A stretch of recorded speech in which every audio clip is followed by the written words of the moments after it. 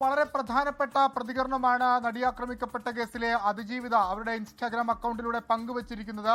അത് ഏറ്റവും ആദ്യം, അതായത് ഈ കേസിൽ എവിടെയൊക്കെയാണ് പ്രോസിക്യൂഷന് പിഴച്ചത് എന്നുള്ള വിവരങ്ങളൊക്കെ പുറത്തു വരുന്ന അതേ ദിവസം തന്നെ അവർ അവരുടെ ഈ വിഷയത്തിലെ നിലപാട് വ്യക്തമാക്കുകയാണ്. അത് ഇങ്ങനെയാണ് തുടങ്ങുന്നത് തന്നെ.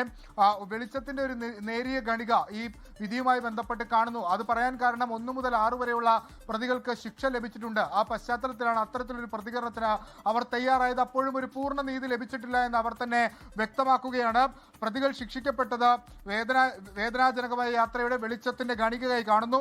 കെട്ടിച്ചമച്ച കേസെന്ന് പരിഹസിച്ച ആളുകൾക്ക് ഈ ശിക്ഷ സമർപ്പിക്കുന്നു. അതായത് ഇതിൽ പല വ്യാഖ്യാനങ്ങളും ഈ കേസുമായി ബന്ധപ്പെട്ട് വന്നിരുന്നു. അത് ഈ അതിജീവിതക്കെതിരെ അതിരൂക്ഷ വിമർശനങ്ങൾ, ഇത് കെട്ടിച്ചമച്ച കഥയാണ്, അവരെ പോലും പ്രതിസ്ഥാനത്ത് നിർത്തിക്കൊണ്ട് വന്നിരുന്നു. അതിനെല്ലാം തള്ളുകയാണ് അവർ.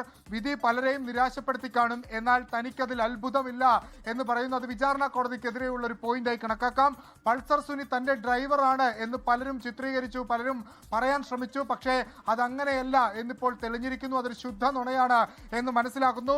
നിയമത്തിന്റെ മുന്നിൽ എല്ലാവരും ഒരേപോലെയല്ല എന്ന് മനസ്സിലാകുന്നു. 7.5 വർഷത്തെ വളരെ സങ്കീർണമായ നിയമ പോരാട്ടത്തിൽ താൻ മനസ്സിലാക്കുന്നു, നിയമ പോരാട്ടത്തിൽ എല്ലാവരും, അല്ലെങ്കിൽ നിയമത്തിന് മുൻപിൽ എല്ലാവരെയും ഈക്വലായി ട്രീറ്റ് ചെയ്യണമെന്നില്ല എന്ന് തനിക്ക് മനസ്സിലായി വിധിയോടുകൂടി എന്ന് അവർ വ്യക്തമാക്കുകയാണ്.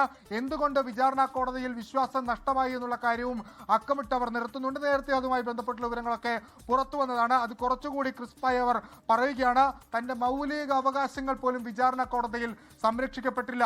പ്രത്യേകിച്ച് ആദ്യ ദിവസം തന്നെ 22 പേരടങ്ങുന്ന അഭിഭാഷകരാണ് അവരെ ക്രോസ് ചെയ്തത്.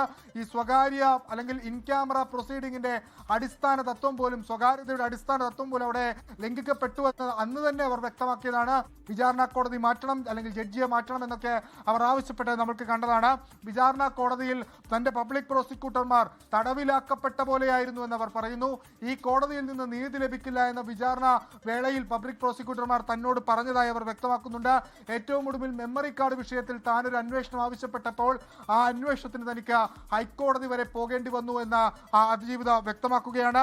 കേസ് തുറന്ന കോടതിയിൽ പരിഗണിക്കണമെന്ന ആവശ്യവും അംഗീകരിക്കപ്പെട്ടില്ല.